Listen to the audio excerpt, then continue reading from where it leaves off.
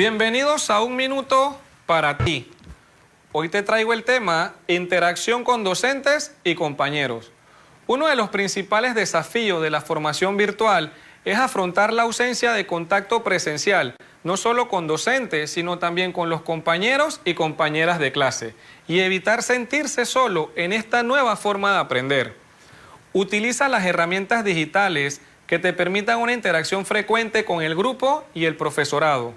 No tengas miedo de preguntar al profesor o profesora las dudas que te surjan. La resolución de estas dudas te permitirá seguir avanzando. Aprovecha las videoconferencias y diferentes actividades online participando activamente. Es importante que puedan organizar grupos a través de foros online, de la plataforma educativa o de otras herramientas de comunicación para chats y llamadas para intercambiar experiencias, debatir o resolver dudas.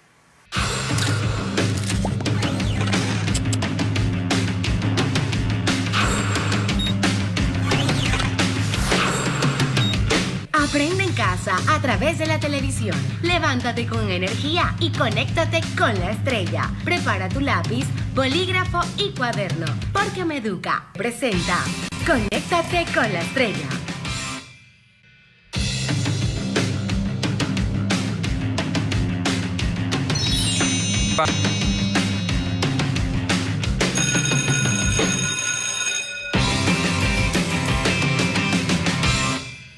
¿Qué tal, chicos? Bienvenidos a la clase de química de 10º grado el día de hoy. Mi nombre es Yaruselki Ruiz y hoy vamos a hablar sobre las técnicas de separación de mezclas. Ok, para empezar vamos primero a hacer un pequeño repaso de cómo está clasificada la materia. Recordando un poquito, la materia se clasifica en sustancia y mezcla. Estas sustancias a su vez se dividen en elemento y compuesto. Pero ¿qué tipos de elementos? Bueno, cualquier elemento conocido hasta el momento y que usted lo puede encontrar en su tabla periódica, como por ejemplo el cobre, el zinc, que ya sabemos que son metales, que son maleables, que son dúctiles y que son materiales que nosotros utilizamos en nuestro diario vivir. También dentro de las sustancias encontramos los compuestos. La mayoría de las sustancias que nosotros utilizamos hoy en día, muchas de ellas pues son compuestos. Un ejemplo muy común es el cloruro de sodio, también conocido como sal de mesa, y eso lo utilizamos a diario en nuestra cocina. Por otro lado, entonces tenemos las mezclas, que es el temita que nosotros vamos a tratar hoy. Las mezclas se clasifican en mezclas homogéneas y mezclas heterogéneas. Un ejemplo de mezcla homogénea común es el agua con azúcar, otro podría ser el agua con sal. Mientras que una mezcla heterogénea característica y que observamos muy a menudo es el agua con el aceite. ¿Quién en casa no ha mezclado agua con aceite, verdad? Entonces, teniendo todo esto en cuenta, vamos a entrar de lleno a nuestra clase del día de hoy. Ok. Vamos entonces a hacer algunas pequeñas diferencias entre las mezclas homogéneas y las mezclas heterogéneas. Una mezcla homogénea está constituido por varios componentes, pero esos componentes lo vamos a observar como una sola fase. Mientras que en las mezclas heterogéneas su composición es variable, aunque a pesar de que están formadas por varias sustancias, nosotros entonces vamos a observar que esas sustancias pues se van a separar una de otra, formando varias fases. Otra característica de las mezclas homogéneas es que no se distinguen los componentes y sus propiedades son similares en toda su extensión, como ya les había mencionado. Mientras que en las homogéneas tienes propiedades físicas y químicas diferentes en cada una de las partes de la mezcla, y es porque ellas pues no se unen. Bien, en las mezclas homogéneas ellas se encuentran formadas por un soluto y un solvente, que son entonces las partes que van a formar mi mezcla. Mientras que en las mezclas heterogéneas, como se encuentran en distintas fases, entonces lo que vamos a observar es una fase dispersa y una fase dispersante. Es decir, la fase dispersa pues va a estar dispersada, valga la redundancia, en esa fase. Es muy importante mencionar que el disolvente en una mezcla homogénea es la que va a determinar el estado de agregación de nuestra mezcla. Recordemos que el estado de agregación no es más que el estado físico en que se encuentran, pues, en este caso, nuestras mezclas. Mientras que en una mezcla heterogénea, la fase que va a determinar el estado de agregación es la fase dispersante. Entonces, tomando esto en cuenta, vamos a ver algunas diferencias a nivel microscópico o nanoscópico, en este caso, de nuestros tipos de mezcla. A ver, en el primer dibujo que tenemos aquí, tenemos la representación gráfica a nivel nanoscópico de una solución. Por eso ven que dice sistema homogéneo. Mientras que en el del medio tenemos una dispersión coloidal y en el extremo o en el otro extremo tenemos una suspensión. Para aclarar un poquito, recordemos que las mezclas heterogéneas se dividen o están formadas más que todo por coloides y suspensiones, ¿ya? Entonces, ¿qué va a diferenciar los coloides de una suspensión? El tamaño de las partículas. Ambas son mezclas heterogéneas. Bien, ahora, eso es lo que vamos a observar aquí. En una solución, sus partículas se encuentran en un tamaño menor a 1 nanómetro. Mientras que en una dispersión coloidal o en un coloide, sus partículas se encuentran de 1 a 100 nanómetros. Y si estamos hablando entonces de una suspensión, sus partículas son mayores a 100 nanómetros. Es por eso que nosotros podemos observar el tamaño en cada una de ellas. Un ejemplo de una suspensión, y eso lo vamos a ver un poquito más adelante, puede ser el agua con arena. Cuando nosotros mezclamos aguas con arena, nosotros dejamos entonces reposar un ratito. Si bien las partículas de la arena reposan, hay unas que quedan como suspendidas en el agua. En clases anteriores también pudimos observar cuando mezclábamos agua con maicena o en dado caso harina. Nosotros agitábamos nuestra mezcla y cuando dejábamos de cantar, algunas partículas quedaban suspendidas en el agua. Entonces, esas que yo puedo observar son una suspensión. Por otro lado, las más pequeñitas, entonces van a ser la de la solución que se encuentra en un sistema homogéneo. Es por eso que nosotros no podemos determinar las partículas que forman una solución, como en el caso de el agua con la sal. Usted mezcla agua con sal y le queda toda uniforme. En el medio de estas dos, entonces tenemos a los coloides. Observen que a nivel nanoscópico sus partículas se encuentran entre las dos. Por eso es que va de 1 a 100 nanómetros. Ejemplos de dispersiones coloidales, hay muchos a nuestro alrededor. De hecho, la mayoría de las sustancias que nosotros, con las que estamos relacionados en el día a día, son coloides. Vamos a ver cuáles son esos ejemplos a nivel nanoscópico. Ok, un ejemplo de una solución puede ser el vino, la bebida alcohólica, el vinagre, el que manejamos en casa, para hacer ensaladas, como aderezo, etcétera. Mientras que dentro de una suspensión coloidal tenemos a las gelatinas, que las gelatinas a nivel químico se conocen con el nombre de geles, en donde su fase dispersa es sólido en líquido. Por otro lado, entonces tenemos la leche que aunque uno la vea toda igualita, ella es una mezcla heterogénea, se conoce con el nombre de coloide y su fase dispersa y dispersante se encuentran en estado líquido.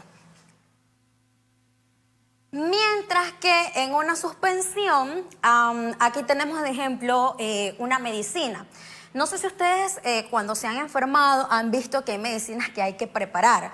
Usualmente vienen un polvito dentro del frasco y dice agregue agua. Entonces, ¿qué hacemos? Calentamos agua, agregamos hasta allí y siempre hay que agitar constantemente. Bueno, eso forma una suspensión. Entonces ven que son sustancias que utilizamos todos los días y que están pues muy relacionadas con nosotros. Ahora, todo esto influye en nuestras técnicas de separación de mezclas. ¿Por qué? Porque para poder nosotros utilizar una técnica de separación de mezcla, tenemos que conocer primero el tipo de mezcla con la que estamos tratando. Es decir, si estamos ante la presencia de una mezcla homogénea o es una mezcla heterogénea. Otra cosa que tenemos que tomar muy en cuenta para las técnicas de separación de mezcla o para ver cuál es la técnica que vamos a utilizar es el estado físico de la mezcla. Si está en estado sólido, si está en estado líquido, las características de la misma y las propiedades de cada una de las sustancias. Una técnica de separación de mezcla no es más que, como su nombre le indica, una técnica que nosotros vamos a utilizar para separar estas mezclas. Y dependiendo a todo lo que hemos mencionado aquí, entonces nosotros podemos utilizar cada una de las que se conocen hasta el momento. Ahora, para separar mezclas heterogéneas podemos utilizar las siguientes: decantación, filtración, separación magnética y la tamización. Ahorita más adelante vamos a ver cada una de ellas. Por otro lado, para separar mezclas homogéneas podemos utilizar la evaporación, la cromatografía y la destilación.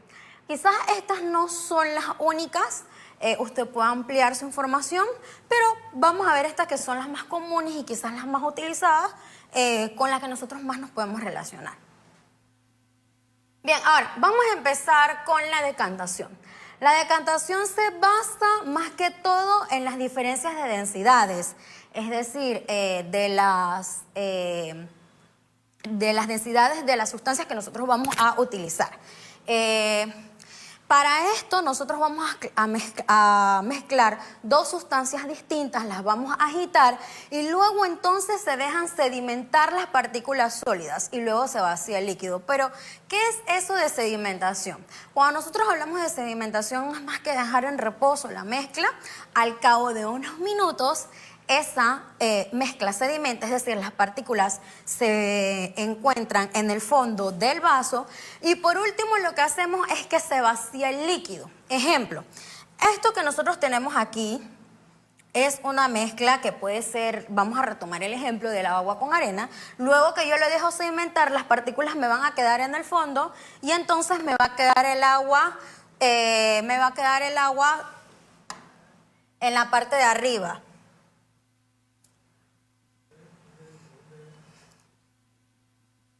Me va a quedar el agua en la parte de arriba.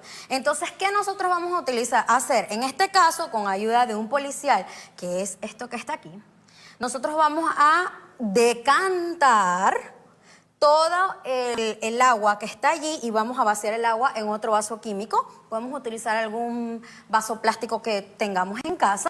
Tampoco es necesario que utilicemos el policial o la varilla de vidrio. Usted puede hacerlo suavemente sin el apoyo de este y entonces al final le debe quedar acá el sedimento y de este lado el agua lo más limpia posible.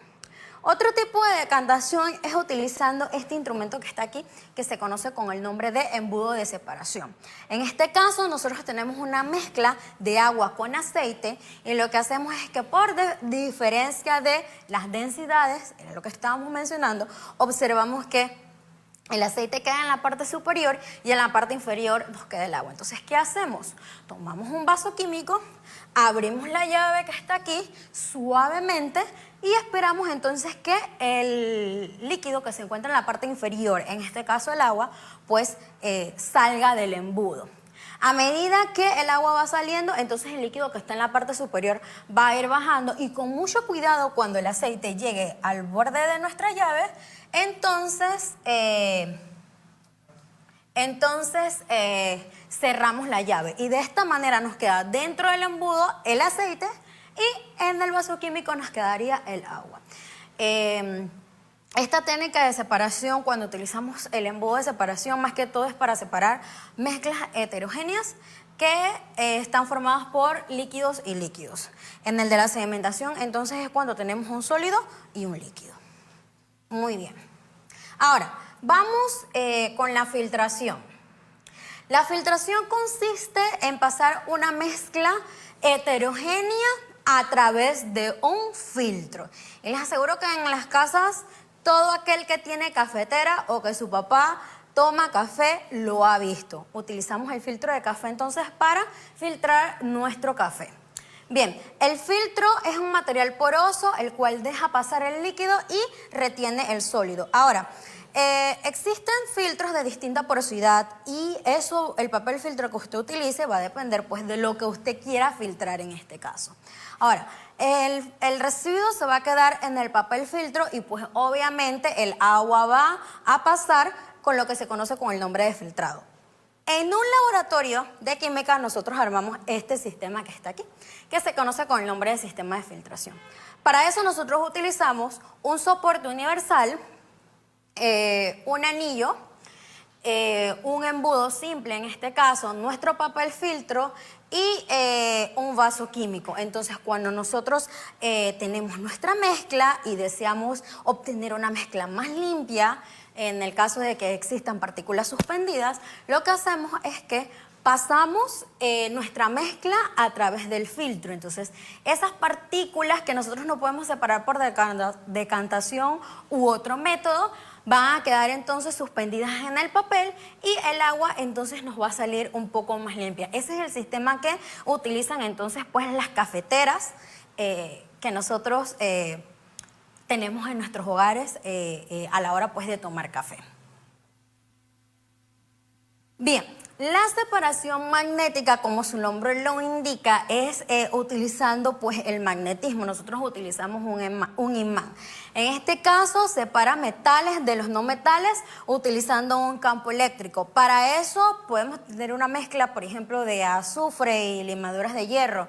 O inclusive, por pura curiosidad, nosotros podemos ir a la playa, nos llevamos un imán, sobre todo aquellas playas que tienen arena que es un poco más oscura, que esa arena negra que uno puede observar, usted le pasa un imán y le aseguro que le va a quedar las limaduras de hierro en el imán. Entonces, esa teoría es la que nosotros manejamos aquí. En el ejemplo que les presento tenemos una mezcla de azufre con limaduras de hierro.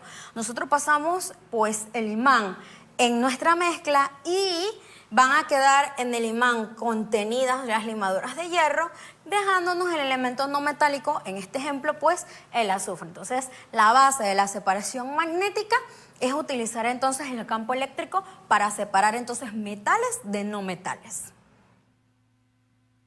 Muy bien, la tamización es aquella técnica de separación de mezclas en la cual nosotros vamos a separar de una mezcla heterogénea aquellas partes que están formadas por distintos tamaños utilizando un tamiz. En este caso, nosotros podemos tener tamices de diferentes tamaños de acuerdo a el tamaño de nuestras partículas. Por ejemplo, en la construcción se utilizan tamices para limpiar la arena de piedras, de conchas, esa arena sucia pues que viene y entonces se pasa a través de un tamiz y queda la arena más limpia.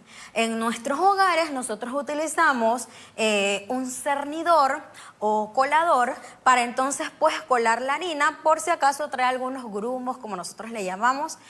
También lo utilizan en la repostería estos tamices para pasar harina, azúcar pulverizada, entre otras cosas. Inclusive usted también utiliza un tamiz para cuando hace espaguetis, usted agarra el tamiz, pasa los espaguetis ya cocinados y entonces para colarlos, ¿verdad? Y luego entonces los enjuagamos. Entonces, esta técnica más que todo hay que tomar en cuenta pues el tamaño de las partes que van a formar la mezcla y así entonces nosotros vamos a elegir el tipo de tamiz que vamos a utilizar.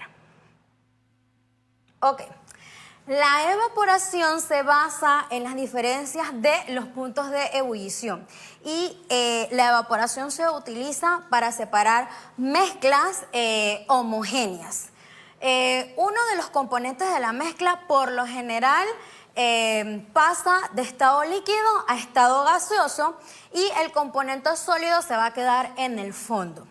El sistema que nosotros armaríamos en el laboratorio para hacer la técnica de evaporación es el que les presentamos aquí. Tenemos nuestro mechero con un soporte universal, entonces colocamos un anillo, una malla de asbesto Y primero entonces elaboramos una mezcla que puede ser, o es la más utilizada, agua con sal. Luego la colocamos en calentamiento y cuando el agua pasa completamente de estado líquido a estado gaseoso, en el fondo nos quedaría la sal, que es pues el componente de la mezcla. Usualmente esto lo haríamos pues en una cápsula de evaporar, quizás no en un vaso químico por la temperatura. En nuestro hogar también podemos hacer lo mismo. Usted puede tomar una olla, agrega un poco de agua con algunas cucharadas de sal, lo puede probar y también le va a quedar de esta manera. Entonces, de esta forma nosotros separamos el líquido del sólido que compone la mezcla, dejándonos entonces en la parte de abajo o en la parte de, ya sea que lo utilice una cápsula de evaporar o que utilice una olla, le va a quedar entonces la sal que usted utilizaría en este momento. Muy bien, otra técnica de separación de mezcla que nosotros utilizamos para separar mezclas homogéneas es la destilación. La destilación es aquella técnica de separación de mezcla que se basa o que se fundamenta en los diferentes puntos de ebullición. O sea que los componentes de la mezcla van a tener distintos puntos de ebullición. Entonces, ¿qué ocurre o qué hace que los componentes se separen de la mezcla? Bien, nosotros armamos un sistema en el laboratorio más o menos como el que les presento aquí. Esto que está aquí recibe el nombre de matraz de destilación. Dentro del matraz de destilación nosotros vamos a colocar la mezcla que nosotros queremos separar sus componentes, ¿vale? Entonces, dentro de ese matraz, si observan los pequeños puntos blancos que están en la base del balón, pueden ser perlas de ebullición. Esas perlas se colocan para que la agitación de la mezcla no sea violenta, sea un poco más, o sea, no tenga esa ebullición constante y esté saltando el agua, ¿no? Sino que sea más relajada. Bien, entonces, ¿qué hacemos? En la parte de arriba colocamos un termómetro para medir entonces la temperatura. Esto que está aquí se conoce con el nombre de condensador. A su vez, ese condensador tiene dos mangueras. En una manguera vamos a colocarla unida a nuestra toma de agua. Usualmente es la parte de abajo. Por aquí entraría el agua y el agua entonces sale por la otra manguera que es la parte de arriba. Como su nombre lo indica, es un condensador, o sea que él aquí va a enfriar nuestra mezcla. Bien, chicos, ¿qué sucede? A medida que nosotros pues vamos aumentando la temperatura, los componentes de la mezcla, el que tiene pues el punto de ebullición más bajo de los dos, va a comenzar a evaporarse primero, es decir, va a pasar de estado líquido a estado gaseoso. Entonces va a empezar pues a subir hasta aquí, con esto medimos la temperatura, y va a empezar el gas que se va a formar, va a empezar a pasar a través del tubo que está aquí. A través del tubo que está aquí. Como esto está en constante, como por aquí tenemos agua pasando, cuando él inicia a descender la temperatura a través de nuestro condensador, entonces nuevamente él va a pasar a estado líquido. Cuando él pase de estado líquido a estado gaseoso, vamos a recoger entonces ese líquido en el Ermeyer que tenemos aquí en este caso. Pero dependiendo del instrumento que usted tenga, usted puede recoger ese líquido aquí. Entonces se va a separar un líquido del otro. Esta es la base de la destilación. Bien, ahora, existe otra técnica también de la destilación que se conoce con el nombre de destilación fraccionada. Para entonces eso, el sistema es más o menos igual.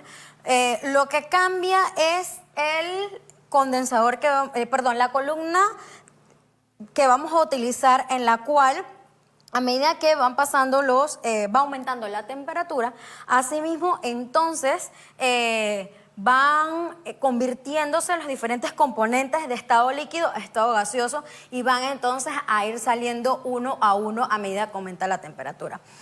Esta destilación fraccionada es la técnica que se utiliza para obtener los derivados del petróleo. Cuando el crudo de petróleo llega, Entonces se somete a la destilación fraccionada y así podemos obtener el diésel, la nafta, la vaselina, el queroseno, todos esos derivados del petróleo es utilizando esta técnica de separación de mezclas. Ok, la otra que nosotros vamos a ver es la cromatografía. En este caso, bueno, la imagen que les presento es la cromatografía de papel. Pero la cromatografía se emplea en la separación, identificación y determinación de mezclas complejas.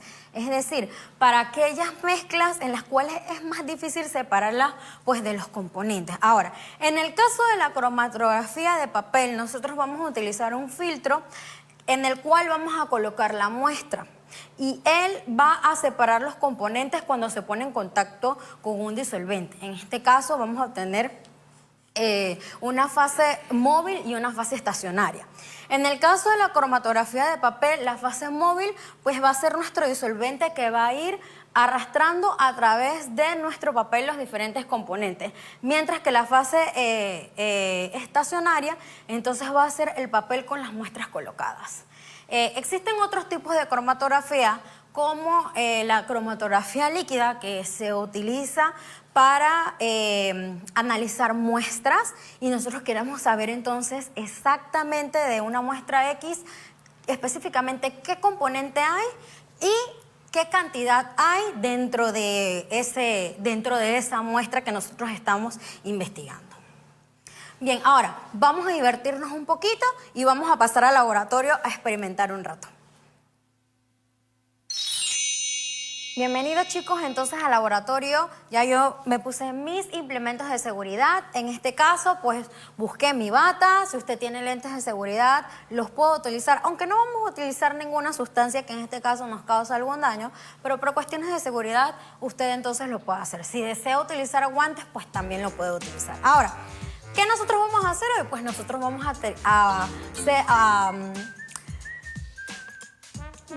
a practicar nuestras técnicas de separación de mezcla. ¿Cuál es el objetivo que vamos a trabajar hoy? Vamos a aplicar en una muestra real el uso de las diferentes técnicas de separación de mezcla.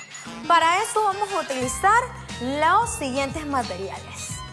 Arena, alcohol al 96 grados dice aquí, pero usted puede utilizar al 70 grados, ese alcohol que nosotros encontramos en el súper. Lentejas o porotos, dependiendo de lo que usted tenga en su casa. Un colador de harina, filtro de café o papel Kleenex, lo que usted tenga en su casa, vasos plásticos, preferiblemente transparentes. Si no tiene plástico, pues de repente puedo utilizar de vidrio. Marcadores de colores, también vamos a utilizar harina. Bien, la primera técnica que nosotros vamos a aplicar el día de hoy es la técnica de decantación. ¿Qué vamos a hacer? Para la técnica de decantación, nosotros vamos a utilizar arena y vamos a utilizar agua. En un vaso, usted primero tiene que preparar su mezcla. Puede agarrar medio vaso de agua y a ese medio de vaso de agua le agrega 2 o 3 cucharadas de arena. Ya yo lo hice previamente. Usted agita constantemente y lo deja reposar. ¿Por qué lo tenemos que dejar reposar? Alrededor de más o menos 5 minutos, porque nosotros tenemos que aplicar pues nuestra técnica de decantación.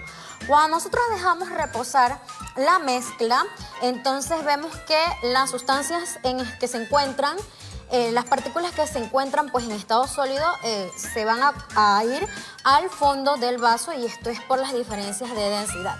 Quizás algunas nos queden suspendidas, pero la mayoría de ellas entonces van a sedimentar y se van a ir al fondo. Cuando usted observa ya pasados 5 minutos y usted ve que la mayoría de las partículas están en el fondo del vaso, entonces usted va a proceder a decantar su muestra. Y esto lo hace pues suavemente para evitar que la mayoría de las partículas pasen. Si va a pasar alguna partícula, pues que sea en mínima cantidad. Entonces hacemos lo siguiente, muchachos. Una vez ya está lo suficientemente sedimentada, entonces suavemente nosotros vamos a trasvasar de un lado al otro. Si usted ve que de nuevo se le mezclan allí con el agua, usted la deja reposar un ratito más y vuelve a hacer entonces el mismo procedimiento.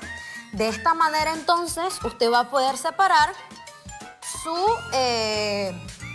su componente líquido del componente sólido. Aquí podemos hacerlo un poquitito más nuevamente.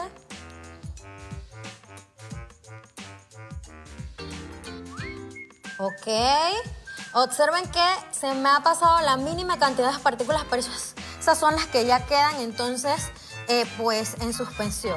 Todavía tengo agua en el vaso de acá, podemos esperar que sedimente y entonces aplicamos nuevamente nuestra técnica. A ver, aquí la tengo. Y usted esto lo va a hacer hasta que yo observe pues que ya no puede pasar más. Ok. Bien, chicos. Y de esta manera entonces usted puede hacer en su casa o puede utilizar o reproducir esta técnica de separación de mezclas. Ahora, si usted aún desea purificar más el agua que tiene en este vaso, puede aplicar la técnica de filtración. Para aplicar esta técnica de filtración, entonces usted puede tomar nuevamente un vaso como este, puedo utilizar un filtro de café y entonces hace pasar esta agua a través de un filtro de café.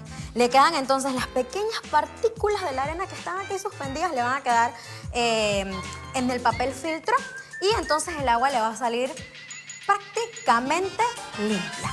Y ya entonces ahí está utilizando dos técnicas de separación de mezclas. Qué chévere, ¿verdad? Solamente utilizando arena y agua. Muy bien. Ahora, vamos a ver cómo haríamos pues nuestra técnica de separación de mezcla. Para la tamización. Bien, para la tamización yo previamente me preparé una mezcla heterogénea pues que contiene lentejas y harina. Si observan aquí se ve la harina y las pequeñas lentejitas pues que están en la harina. Si usted no tiene lentejas, puede utilizar el grano que usted tenga en su casa. Poroto, arveja, maíz, el que usted desea. El asunto es que usted pueda hacer entonces su mezcla heterogénea para entonces poder aplicar la tamización. ¿Qué vamos a hacer? Bien, vamos a agarrar nuestro cernidor de cocina en un bol.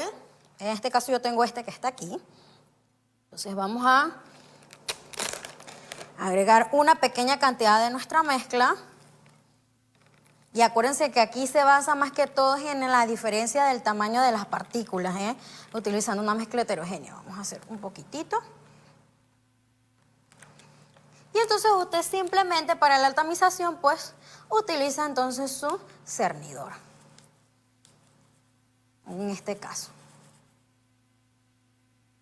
Por diferencia del tamaño de las partículas, entonces yo voy a obtener mi harina en el bol y en mi tamiz, entonces me van a quedar en este caso los granos de las lentejas. Y esto no solamente se utiliza en la cocina, sino como les mencioné anteriormente, lo podemos observar en la industria de la construcción, cuando quieren entonces cernir, más que todo pasar la harina por estos tamices para obtener la harina más fina. También se utiliza mucho en la industria cementera, se utilizan tamices de diferentes tamaños para el análisis de lo que es la piedra caliza y la piedra arcilla, para ver entonces los componentes que tiene cada uno de estas. ¿Ok? Vamos a pasar a la siguiente técnica de separación de mezclas. Bien, la siguiente técnica de separación de mezcla que vamos a aplicar recibe el nombre de cromatografía. Ya la habíamos visto más o menos anteriormente. En este caso, en el día de hoy, lo que les traigo es la cromatografía de papel. Y vamos a ver distintas formas en las que usted la puede practicar. Para esto, entonces, vamos a utilizar algunos de los materiales que les mencioné hace un rato, como filtros de café, que son estos que están aquí, los filtros de café, marcadores de colores, en este caso los que yo tengo son de agua, esos los que se lavan, vasos transparentes preferiblemente, toallitas de tocador, agua, que va a ser nuestra fase móvil, y también algunos implementos de cocina que ahorita se los voy a explicar para que armen un sistema parecido al que yo tengo acá. Entonces, si usted no tiene marcadores de agua, puede utilizar los permanentes, pero entonces en lugar de utilizar como fase móvil el agua, utilizaría entonces el alcohol. También podría utilizar bolígrafos de colores, utilizando entonces como fase móvil el alcohol. Yo utilicé los de agua pues porque todos tenemos agua en nuestra casa. Entonces, ¿qué vamos a hacer, chicos? Vamos a agarrar un filtro de café. Esta es una forma fácil de hacerlo. Vamos a agarrar nuestro filtro de café y lo vamos pues a doblar en 4 partes. Que nos quede un conito como estos que están aquí, ¿ya? Yo tengo varios aquí que están aquí. Entonces, vamos a tomar el marcador de nuestra preferencia. Yo en este caso voy a usar morado, rosado y puede ser negro. Vamos a utilizar cualquiera de estos. Entonces, vamos entonces a calcular del borde de nuestro papel y entonces lo que vamos a hacer es que vamos a tratar de colorear nuestra puntita. Si usted quiere, nuestro borde. Si usted quiere ser entonces más preciso, puede medir con una regla 1 centímetro o 2 y también lo puede trabajar de esa manera. Yo lo hice más sencillo porque a veces uno no tiene en la casa pues todas las cosas y entonces simplemente hice como un triángulo para entonces poderlo hacer. Cuando ya usted pintó los extremos todavía para asegurarnos que todo quede bien, lo abrí y remarqué el triángulo del lado contrario. Para que de esa manera entonces nos aseguramos que todo el centro de nuestro filtro quede coloreado del color entonces que nosotros vamos a hacer. Recuerden que en este caso nosotros vamos entonces a separar esa mezcla compleja de tintas que componen nuestros marcadores. Ahora, no sabemos qué colores hay ahí exactamente. Eso es lo que nosotros vamos a ver. Vamos a ver si realmente tiene negro, por ejemplo, si realmente es morado, si es rojo, si es verde. Entonces, lo que vamos a hacer, pues básicamente es lo mismo, al tratar de remarcar y que todos nuestros centros entonces nos quede pintadito. Voy a empezar con estos 3 para que entonces usted vea pues cómo puede trabajar en su casa, cómo puede reproducirlo. Si usted no tiene filtro de café, pues no se preocupe. Yo ahora les voy a dar otras ideas, les voy a dar otras opciones para que entonces usted pueda trabajar en su hogar sin necesidad de estar saliendo al súper, ni estar gastando dinero. Ya sabemos que estamos en tiempo de pandemia, así que usted lo puede reproducir en su hogar sin ningún problema. Vamos a empezar con esta primero, chicos. Aquí se me manchó un poquito del negro que está ahí, pero no pasa nada. Bien. Cuando ya entonces nosotros tenemos esto, ¿qué vamos a hacer, muchachos? Con la ayuda puede ser de un lápiz, de un bolígrafo no, porque podría mancharle su papel. Puede ser con la ayuda de un lápiz o de la punta de la tijera. Y entonces va a ser un orificio en el centro de su papel filtro. De esta manera. Y eso lo hacemos con los 3. Entonces lo hacemos aquí. Que nos quede más o menos así. Tampoco tiene que ser algo exacto, muchachos. Lo ideal pues es que usted tenga ahí para entonces trabajar. Muy bien. Ahora, con el mismo papel filtro, yo esto lo agarré, lo doblé en 2 y pues lo corté a la mitad. Bien. Luego que yo lo corté a la mitad, hice como una especie de rollito. Y ese rollito también va a ser el medio por el cual nosotros entonces vamos a absorber toda la fase móvil. ¿Qué hacemos? Agarramos el rollito, lo pasamos a través de nuestro papel. Tiene que ser algo pequeño porque si no, pues no va a entrar.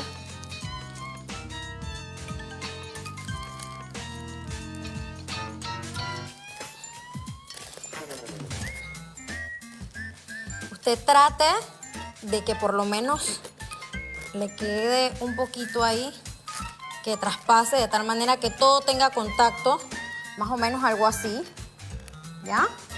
Vamos a dejarlo aquí, vamos a hacer lo mismo con los otros.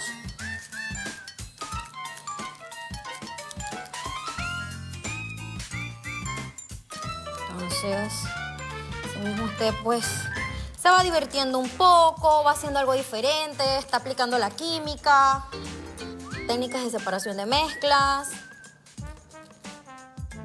Y puede ir usted a medida que va haciendo esto, pero ¿de qué estará formada la tinta negra?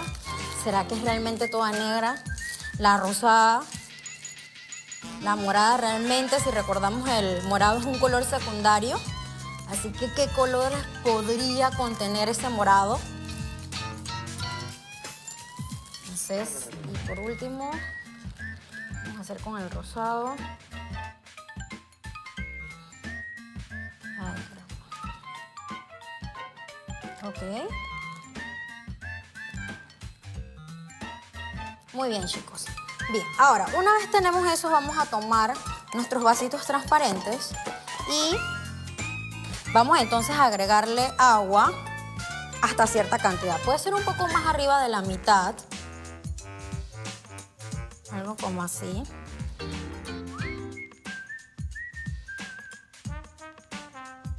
Cuando usted esté en su casa puede hacerlo con todos los colores si usted desea y hace una comparación. Muy bien, ya cuando ya tiene esto, entonces va a agarrar y va entonces a colocar su papel filtro de tal manera que le quede de esta forma. Para que lo que usted colocó, entonces vaya absorbiendo el agua y a su vez vaya entonces por capilaridad ascendiendo entonces sobre el papel y vaya entonces traspasando toda la fase móvil a través de la tinta. Lo mismo hacemos con el otro.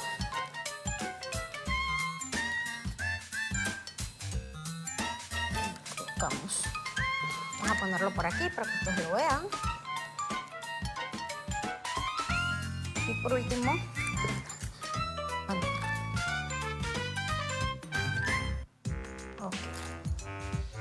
Entonces, tiene que dejarlo ahí un rato para que el papel vaya absorbiendo agua y para que vaya iniciándose, para que vaya entonces pasando toda la fase móvil a través de su fase estacionaria y vamos viendo entonces cómo se van separando los colores. Si pueden ver aquí en el rosado, que fue el primero que coloqué, ya entonces va a empezar a absorber agua, ya el agua va a ir moviéndose a través pues, de la fase estacionaria. Ya lo mismo también lo podemos observar aquí en el morado. Y por el contrario, aquí está empezando entonces en el negro. Esto va a tomar un par de tiempo, esto va a tomar un par de minutos. Así que yo ya me tengo unos hechos para que ustedes vean a medida que va pasando el tiempo, entonces cómo va quedando. Bien. En este caso, les presento cómo va avanzando el color negro. Por acá me hice el rosado, que está aquí. Y por acá hice verde. Miren que no había hecho morado, sino que hice verde. Esto tiene más o menos como una hora. Y aquí se puede observar entonces cómo la fase móvil pues ha ido pasando a través de la estacionaria y ha ido entonces separando los colores. Si ven aquí el verde, yo tengo amarillo por un lado, por acá se ve algo de azul, que forman los pigmentos que están formando nuestro piloto verde. Por acá tengo el rosado, que tiene bastante amarillo y claro, algo de rosado. Y por acá tengo el negro, que tiene amarillo, tiene naranja. Y sé que si lo dejamos correr, van a salir otros colores más. Cuando ya usted considera ya que no va a arrastrar más colores, eso es en el caso de que llegue ya prácticamente al borde, entonces usted lo quita de ahí y lo deja secar. ¿Qué usted va a obtener cuando los deja secar? Bien, usted va a obtener algo más o menos así. Por ejemplo, este es el color verde. Si nosotros observamos aquí el color verde, miren qué bonito quedó. Puedo observar azul, puedo observar amarillo. Entonces vemos los diferentes componentes que forman esa mezcla compleja, en este caso homogénea. Por acá les tengo otro color, tengo varios de hecho. Este es el color azul. Miren que está formado como de rosado, también hay algo de celeste. Si ven, ya casi que de ahí no avanzó tanto. Por acá también, vamos a buscar el negro para ver cómo queda el negro. Aquí está el negro. Miren qué bonito queda el negro. Estoy segura que si hubiéramos tenido más espacio en nuestro papel, quizás la coloración azul hubiera salido más. Vamos a ver el rosado, también queda hermoso. Miren qué bonito el rosado. Pero este es ya el papel seco, entonces esta es una forma en la que usted puede aplicar su cromatografía de papel en sus casas. Bien, ahora vamos a trabajar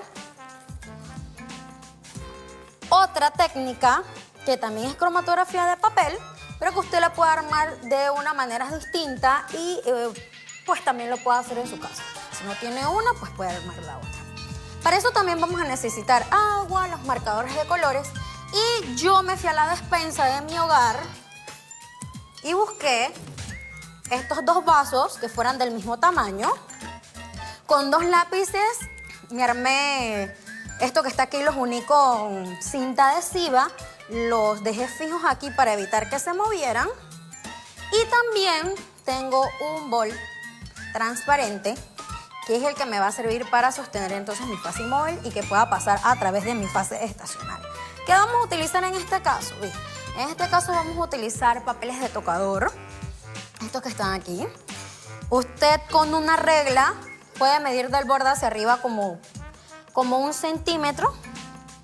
Yo lo voy a hacer aquí al cálculo. ¿Y qué vamos a hacer, chicos? Bien, vamos a colocar en ese espacio, vamos a colocar entonces nuestros colores. Voy a usar los mismos. Entonces usted coloca el que usted quiere. Yo sugiero que no los ponga todos porque al final puede hacer que se les mezclen. Pero si usted lo quiere todo para ver, los quiere colocar todos para ver qué sucede, pues también lo puede hacer. En este caso solo voy a usar 3. Muy bien. Ahora, voy a usar esto como si fuera un tendedero. Y con algunas horquillas voy a sostener aquí. Usted también puede ponerle cinta adhesiva, lo que tenga en su hogar, y de esa manera entonces ya le queda más estático. Ahora, si usted no tiene eso, podría utilizar papel de hilo o una cartulina en dado caso que es más rígido y le sirve. Entonces vamos a agregar agua hasta que toque nuestro papel absorbente. Y usted va a observar que la fase móvil va a ir ascendiendo nuestro papel por capilaridad. Y entonces van a ir separándose los colores de nuestros componentes. Obviamente hay que esperar. Eso toma su tiempo. Quizás al principio va a ir muy rápido, luego va a ir un poco más lento, pero se van a ir separando los colores. Al final, cuando ya llegue arriba, usted lo puede quitar y lo deja secar. Cuando lo deja secar, entonces va a obtener algo más o menos así. Aquí yo tengo entonces el color verde. Este que está aquí es el negro y este que está acá es el morado. Al final ven que todos tienen azul.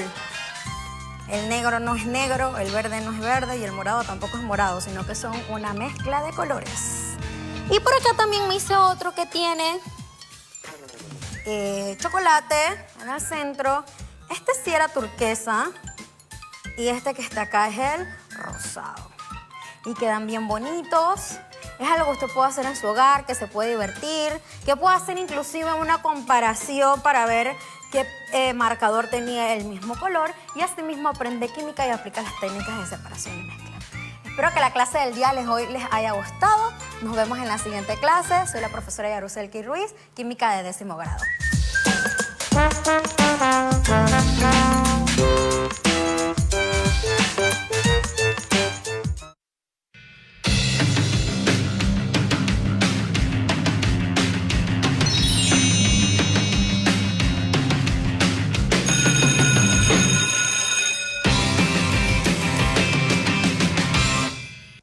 Hola, ¿qué tal, chicos? Bienvenidos a la clase de química del día de hoy. Mi nombre es la profesora Yaruselki Ruiz y esto es Química de 11º grado. El tema que vamos a ver el día de hoy es nomenclatura inorgánica, específicamente las combinaciones binarias y las combinaciones ternarias. Empecemos. Bien, para esto vas a necesitar tu tabla periódica, tu tabla de los números de oxidación, las que tengas a mano, un cuaderno o papel donde anotar, tu lápiz y tu borrador. Bien, en clases anteriores nosotros iniciamos a ver lo que era formulación química. También vimos las combinaciones binarias del hidrógeno y las del oxígeno. Mencionamos que las combinaciones del hidrógeno reciben el nombre de hidruros o hidrácidos y las del oxígeno, por su parte, reciben el nombre de óxidos. Vamos a hacer un repaso general de esos para desempolvar esos conocimientos que tenemos por allí guardados. Bien, primero que todo vamos a escribir la fórmula de la primera fila de las combinaciones posibles que pueden salir en esta tablita que está aquí. Para eso vas a tener 30 segundos y vamos a hacerlo con nuestro cronómetro a partir de ahora. Recuerda que para escribir una fórmula tienes que escribir primero el catión y luego se escribe el anión. También colocamos los subíndices intercambiados. Cuando escribimos los subíndices, las valencias no se colocan los símbolos. Y siempre tenemos que tomar en cuenta que si son múltiplos, hay que simplificarlos. Yo sé que tú puedes. Ya casi se termina el tiempo.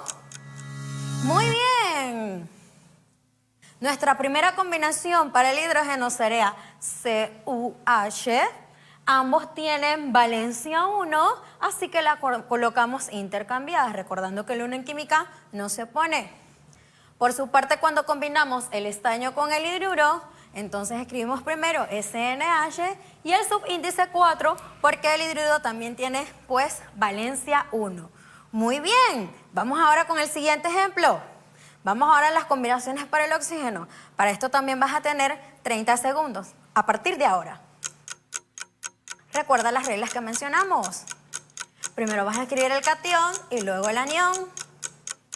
Las valencias se colocan de forma intercambiada. No se te olvide simplificar los subíndices. Muy importante. Si no, la fórmula pues la tendrías incorrecta. Recordando que la fórmula es la mínima expresión de un compuesto. Que no se te olvide. Ya se está acabando el tiempo. Muy bien, excelente. ¿Y cuál es la respuesta? Para el primero sería Cu2O, porque el oxígeno tiene valencia 2. Y para el segundo, SnO2. ¿Por qué? Porque en este caso tenemos que simplificar las valencias más 4 y menos 2. Así que al intercambiarlas, ellas quedan simplificadas. Aparte de la formulación, nosotros mencionamos sobre la escritura de nuestros compuestos y aprendimos a nombrarlos en los sistemas más comunes. Ahora, te invito a que repasemos y los nombremos los compuestos de nuestra primera fila en el sistema sistemático. Para esto también vas a tener 30 segundos a partir de ahora. Recuerda que en el sistema sistemático utilizamos los prefijos numerales. Aparte de eso, nombramos primero el anión y luego entonces el catión, sin modificar su nombre. Como estamos ante los hidruros, siempre vas a empezar primero con la palabra hidruro. Se está acabando el tiempo. Yo sé que ya estás terminando.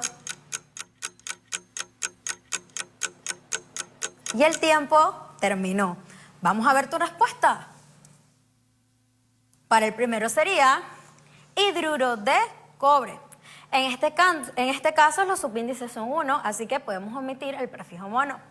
Para el segundo tenemos un subíndice 4, así que decimos tetrahidruro de estaño. Y esto es en el sistema sistemático o estequiométrico. Ahora, vamos a nombrar a las combinaciones del oxígeno a manera de repaso. Vamos a nombrarlo en el sistema stock. Para esto también te doy 30 segundos, a partir de ya. Recuerda que en el sistema stock también escribimos primero el nombre del anión seguido del nombre del catión. Una vez escribe esto, al final tienes que escribir en número romano la valencia del catión, aunque se lea como número arábigo. Se está acabando el tiempo. Tienes 10 segundos. Yo sé que lo puedes escribir. Recuerda que las combinaciones del oxígeno inician con la palabra óxido. Bien, finalizado el tiempo. ¿Qué escribiste? Para el primero, óxido de cobre 1, porque el cobre en este caso vale 1, y es más fácil para ti, porque arriba tienes el subíndice 1. Por el contrario, entonces, para el estaño tenemos óxido de estaño 4, porque la valencia del estaño es 4. Ahora, si nosotros quisiéramos clasificar o escribir la función química de estos, entonces, para las combinaciones del hidrógeno con valencia negativa serían hidruros, y para las combinaciones entonces del oxígeno las llamamos óxidos. A lo largo de nuestra clase del día de hoy vamos a estar trabajando en las funciones químicas, así que toma apuntes para que sepas identificar cada una de ellas. Continuamos. Las siguientes combinaciones binarias que vamos a trabajar son las sales binarias, y ellas se llaman así porque están formadas por un elemento metálico más un elemento no metálico, o pueden estar formadas por dos combinaciones no metales.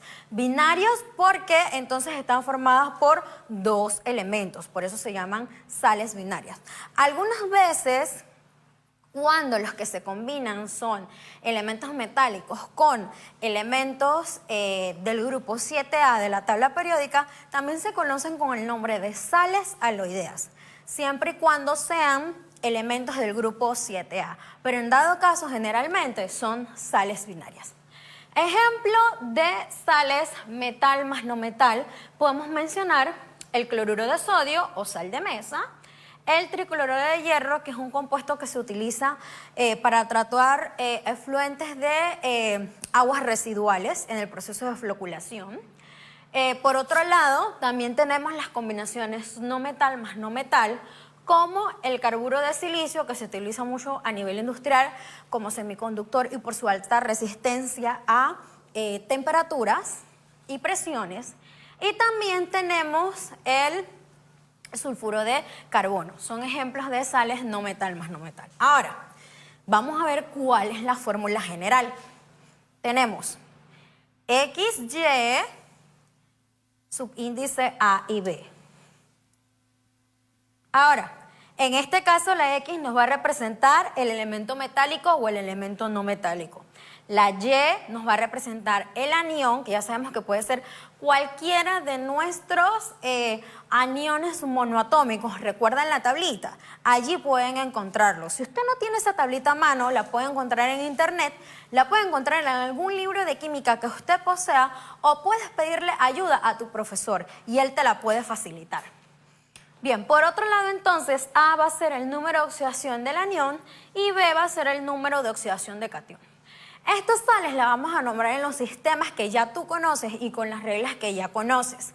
Recordemos que los sistemas aprobados por la UPAC son el sistema sistemático y el stock, pero también existe el sistema tradicional o funcional que en algunas veces pues no se utilizan mucho, pero también las puedes nombrar por ese sistema.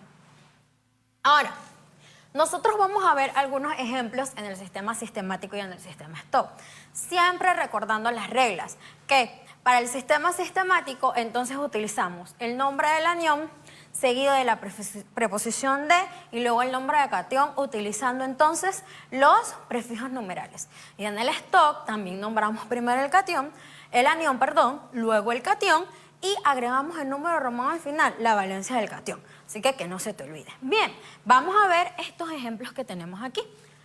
Para el sistema sistemático, el FSL3 sería tricloruro de hierro. Y tri porque tenemos el subíndice 3. Para el sistema stock entonces sería cloruro de hierro 3. Muy importante recordar que como las valencias se colocan intercambiadas, entonces tú puedes buscar la valencia del hierro en el lado contrario. Por eso entonces aquí observas el 3. Para nuestro siguiente ejemplo, CS2, tenemos disulfuro de carbono, el El azufre con valencia negativa recibe el nombre sulfuro, así que sería disulfuro de carbono. Y entonces para el sistema Stock sería sulfuro de carbono 4.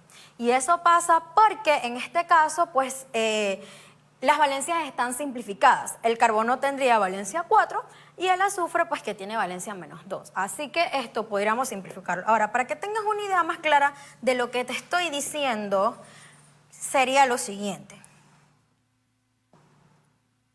CS 4 y 2. Cuando tú lo simplificas, entonces, este queda en 1, este queda en 2, y la formulita es esta que está acá arriba.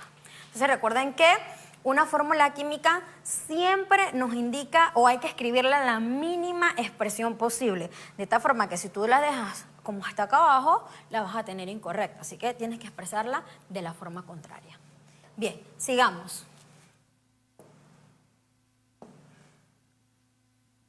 Ok, vamos a iniciar con las combinaciones ternarias. Se llaman de esta manera, pues, porque están formadas por la combinación de 3 elementos. Vamos a iniciar con nuestra primera función química, que son los hidróxidos.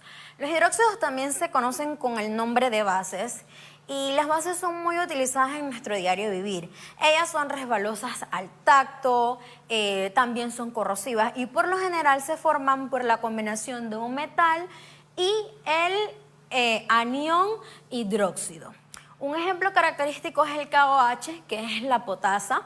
La potasa es fácil de conseguir, la podemos encontrar en el súper, y en muchas ocasiones sus padres la han utilizado para destapar cañerías. Así que mucho cuidado, esa reacción que se produce entre la potasa cuando le cae agua es una reacción bastante violenta, así que usted aléjese de por allí y tampoco respire los vapores que emanan de allí. Ahora, las bases también son conocidas porque poseen un pH arriba de 7, y muchos de los alimentos que nosotros consumimos, pues, son alimentos básicos. Ahora, la fórmula general es la siguiente: X paréntesis OHN, donde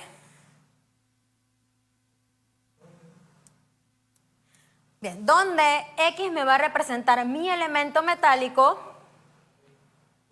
OH pues es mi ion hidróxido, y N entonces es el número de oxidación del catión. Esta es la fórmula que van a tener todos los hidróxidos. Ejemplos. Utilizando los sistemas que ya estamos trabajando, el sistemático y el stock, las mismas reglas. Nombramos primero el anión. En este caso es el hidróxido, así que siempre vamos a nombrar primero la palabra hidróxido en ambos sistemas. Luego entonces, en el sistemático usamos prefijos numerales, y en el stock entonces agregamos al final el número romano, la valencia del catión. Ejemplo, KOH, hidróxido de potasio, y en el stock sería hidróxido de potasio 1. Ahora, cuando un elemento tiene valencia única en el sistema stock, podemos omitir la valencia. En mi caso, yo siempre la pongo para evitar confusiones. Usted también lo puede hacer, o puede también preguntarle a su profesor como prefiere. Cualquiera de las dos formas es válida. Un siguiente ejemplo es el MgOH. Recuerden que cuando tenemos un ion poliatómico, colocamos paréntesis porque el 2 es un subíndice que multiplica todo lo que está dentro del paréntesis. Si usted no utilizara paréntesis y usted colocara simplemente el subíndice 2, pareciera como si el 2 fuera del hidrógeno, cuando no es así, sino que abarca todo. Entonces siempre es necesario que cuando mi elemento positivo tiene una valencia distinta de 1, usted siempre entonces coloque paréntesis. Ahora, para el sistema sistemático con un subíndice 2 decimos dihidróxido de magnesio, y para el stock, hidróxido de magnesio 2. Cabe destacar que el hidróxido de magnesio es el componente de la leche de magnesio, que en algunas ocasiones la utilizan como purgante o para tratar problemas estomacales. Muy bien, vamos ahora a hacer una práctica de lo que acabamos de ver, para que no se te olviden los conceptos que has estudiado. Vamos a nombrar entonces el primero. Para esto lo vas a hacer en el sistema sistemático y en el sistema stock, con lo que acabamos de ver. Y te voy a dar 15 segundos para que respondas el primero a partir de ahora. Recuerda que para nombrar las sales binarias, primero tienes que nombrar el anión y luego nombras el catión. Utiliza los prefijos numerales en el sistemático. Yo sé que lo estás logrando, se te está acabando el tiempo. Muy bien, ¿cuál es la respuesta? Para el sistemático sería pentacloruro de fósforo porque tienes el subíndice 5 y para el stock entonces tenemos cloruro de fósforo 5, siempre agregando el número romano. Ahora, si tuviéramos que clasificarlo como su función química, ¿cuál sería? Sal binaria, ¿verdad? Muy bien. Ahora vamos para el siguiente. También te voy a dar 15 segundos para que los nombres tanto en el sistema sistemático como en el stock. A partir de ahora. Recuerda que los hidróxidos entonces son bases y siempre vas a nombrar primero la palabra hidróxido, aplicando las reglas de los sistemas que ya conoces. Muy bien, ¿cuál fue tu respuesta? Trihidróxido de aluminio porque tenemos el subíndice 3 y para el sistema stock hidróxido de aluminio 3. Muy bien, mencionamos también que el hidróxido de aluminio se utiliza en los tratamientos contra la acidez estomacal, esta base junto con la otra. Muy bien, chicos. Las siguientes combinaciones ternarias que vamos a ver son los oxoácidos. Los oxoácidos son ácidos y ellos, pues, como su nombre le indica, van a tener entonces el elemento hidrógeno con valencia positiva. Muy parecido a cuando vimos a los hidrácidos. Pero en este caso la diferencia es que, aparte de que vamos a tener el hidrógeno, este hidrógeno se va a combinar con un anión poliatómico que contenga oxígeno en su fórmula. ¿Y usted dónde puede buscar esos aniones poliatómicos? Lo puede buscar en internet. Lo puede buscar en la tablita que le presentamos al inicio.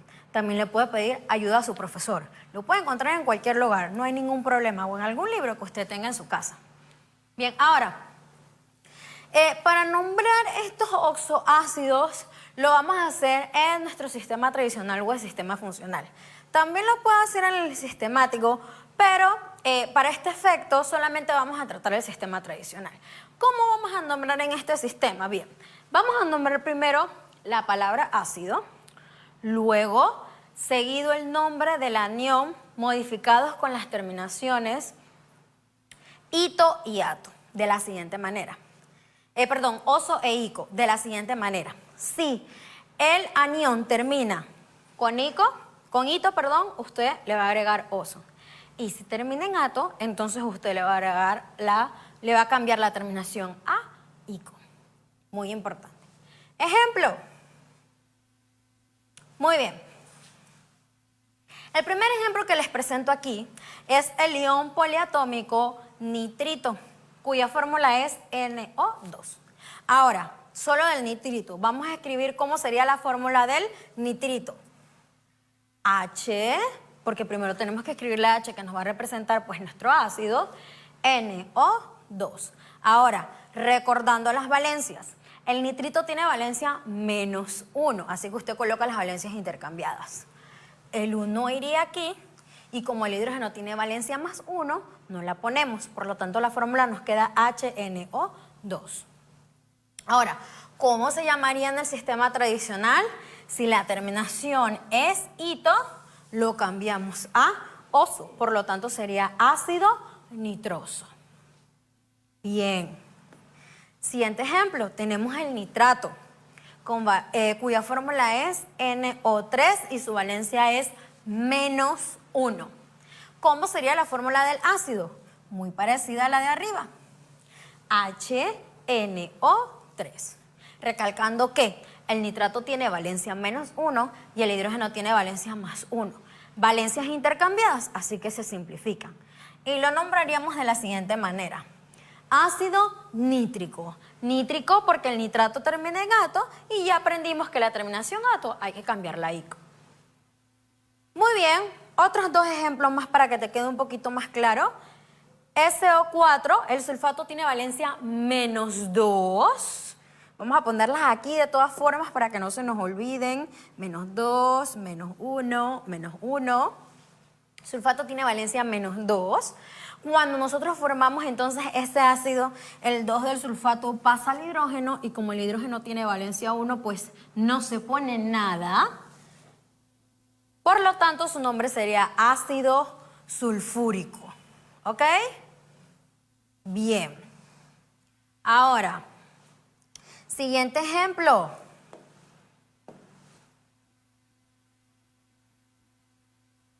El fosfato, que el fosfato tiene valencia entonces -3. Vamos a colocarla por aquí, para que ustedes sepan que es -3.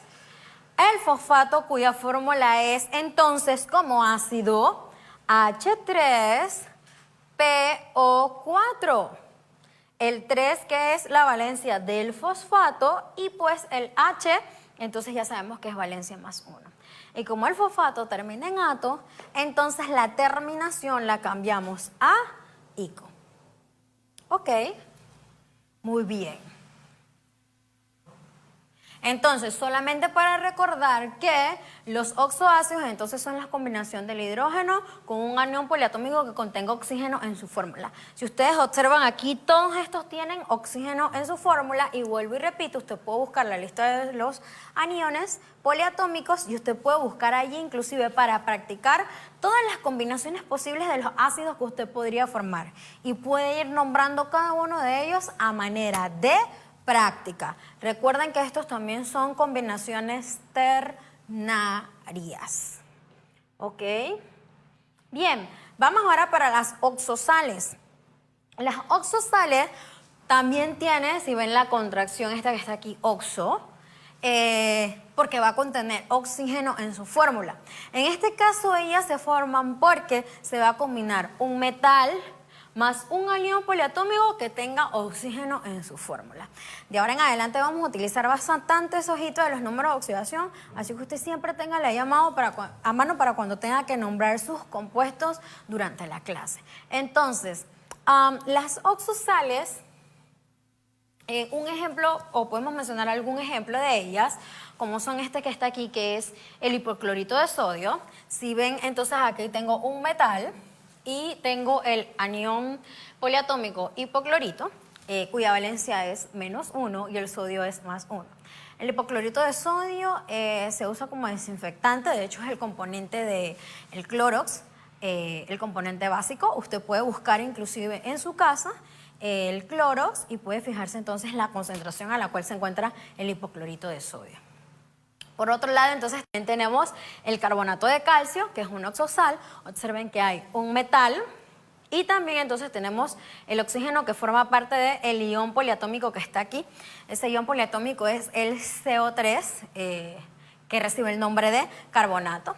El carbonato de calcio se utiliza en lo que es en la industria cementera como parte para la formación y fabricación del cemento.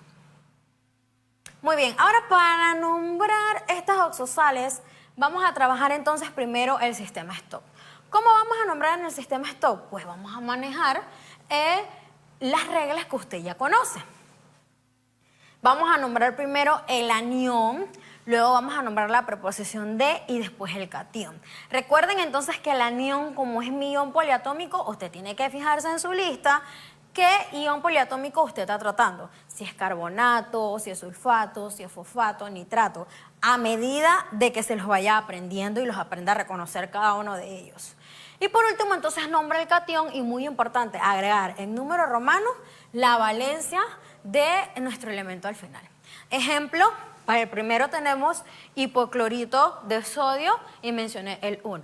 Cabe destacar que el sodio tiene valencia única, así que usted puede omitir la valencia del sodio y también es correcto. Ok.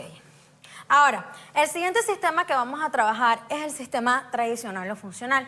Para nombrar en este sistema, de la misma manera, entonces, vamos a nombrar primero el catión, seguido de la preposición de, el anión, seguido de la preposición de, y lo vamos a modificar, entonces, con las terminaciones oso e ico al catión.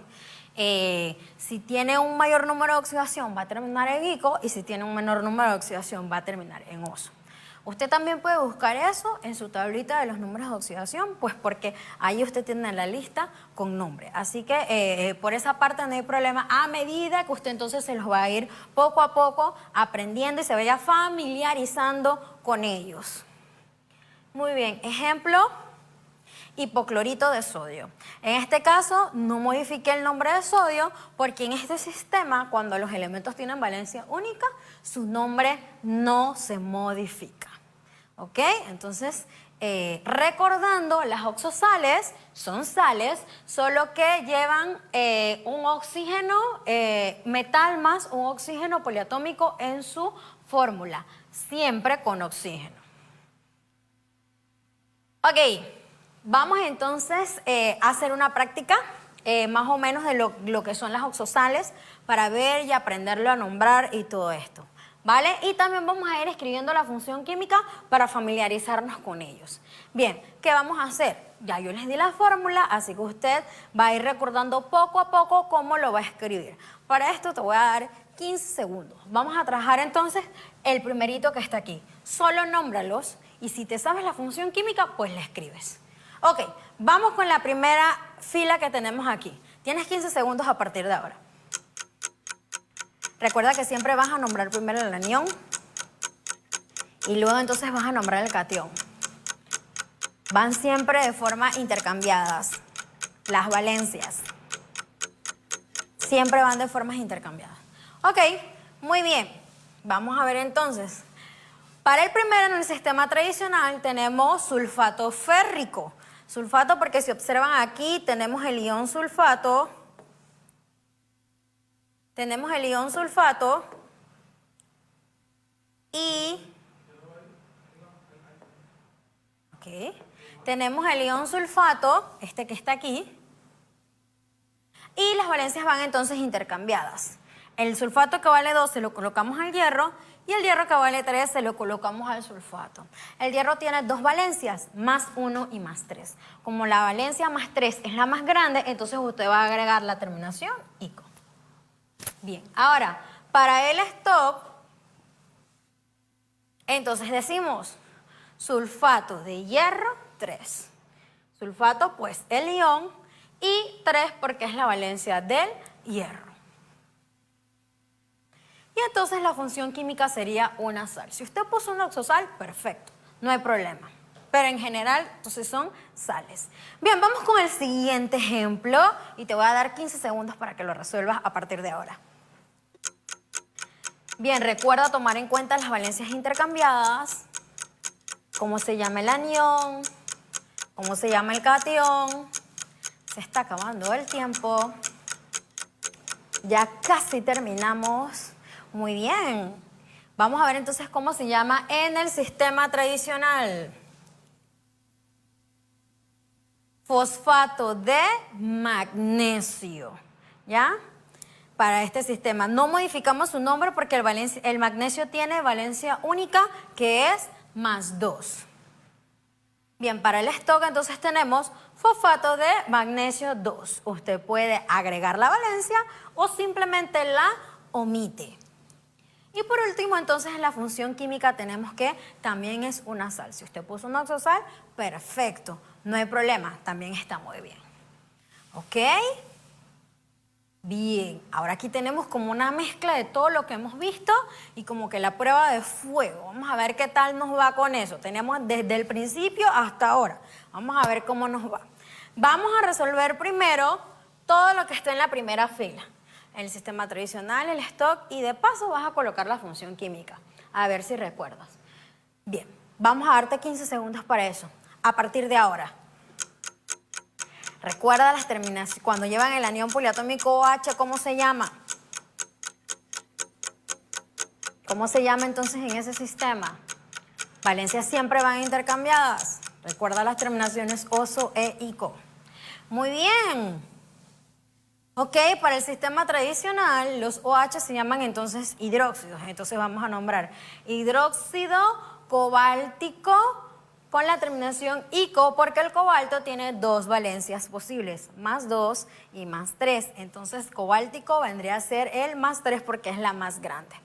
Para el stock, entonces, hidróxido de cobalto 3.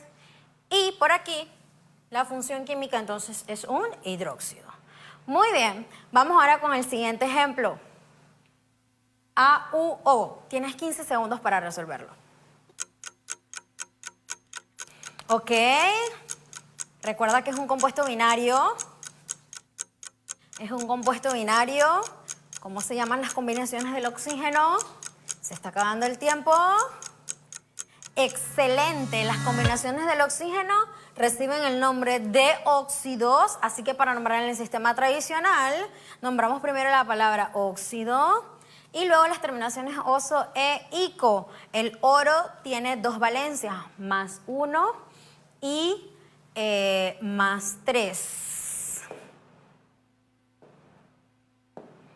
Tiene dos valencias, +1 y +3. Y cuando es auroso, entonces, ok, Au2O.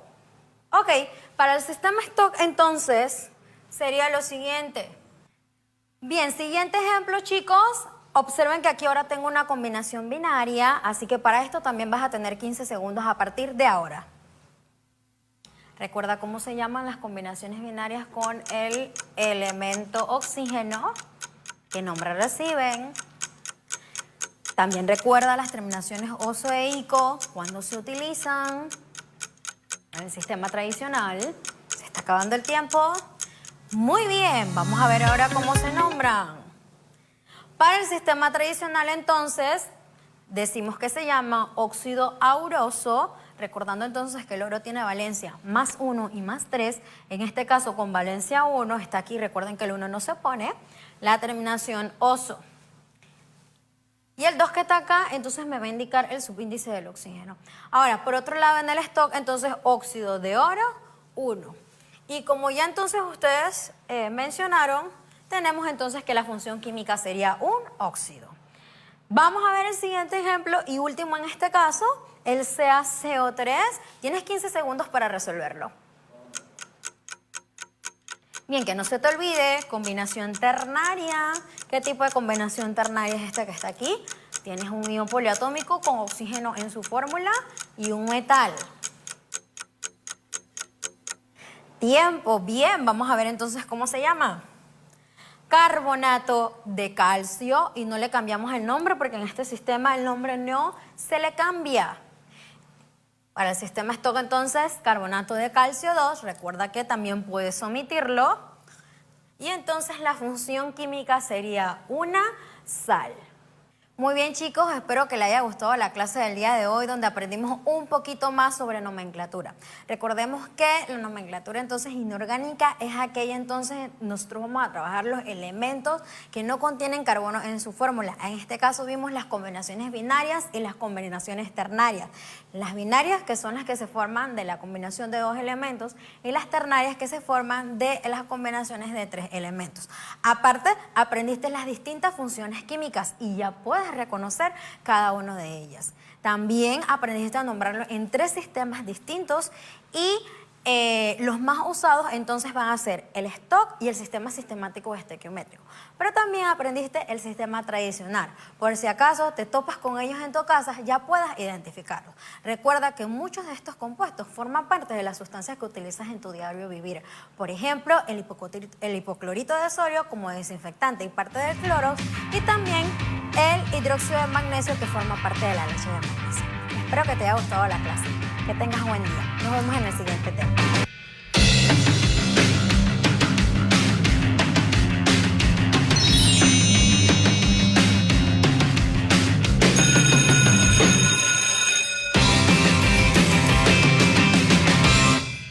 Bienvenidos, chicos, a la clase de química del día de hoy.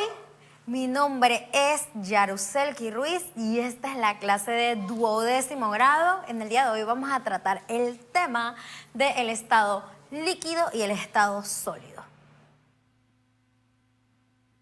Bien, en nuestras clases anteriores vimos lo que fue el estado gaseoso. Así que ahora vamos a ver los otros estados, que son el estado líquido y el estado sólido. Para eso entonces vamos a hacer un pequeño repaso de lo que nos dice la teoría cinético-molecular.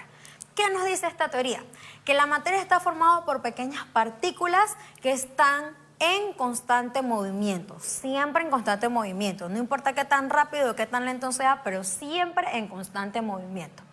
Cuando la temperatura de la materia aumenta, las partículas se mueven más rápido porque la energía cinética incrementa. Así que es muy importante recordar que la temperatura siempre influye en el movimiento de estas partículas. Entre las partículas no existe ningún tipo de materia, es decir, hay un vacío. El estado en que se encuentra la materia dependerá de la intensidad de las fuerzas de atracción que se encuentran entre ellas. En este caso serían de las fuerzas de atracción y las fuerzas de repulsión. Bien, chicos, para retomar este tema, entonces vamos a hacer un pequeñito repaso de los estados de la materia.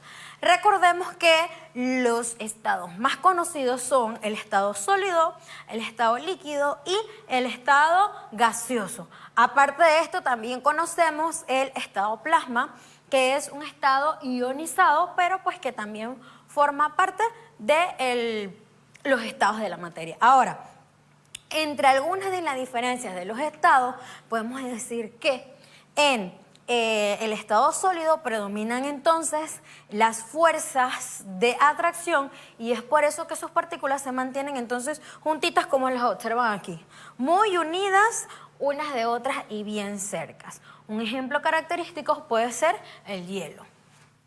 Por otro lado, entonces, tenemos el estado líquido. En este estado, las fuerzas de atracción y de repulsión puede decirse que se encuentran de manera equilibradas, teniendo mayor movimiento que en los líquidos, pero menor que en los gases. Más adelante vamos a explicar un poquito más sobre eso.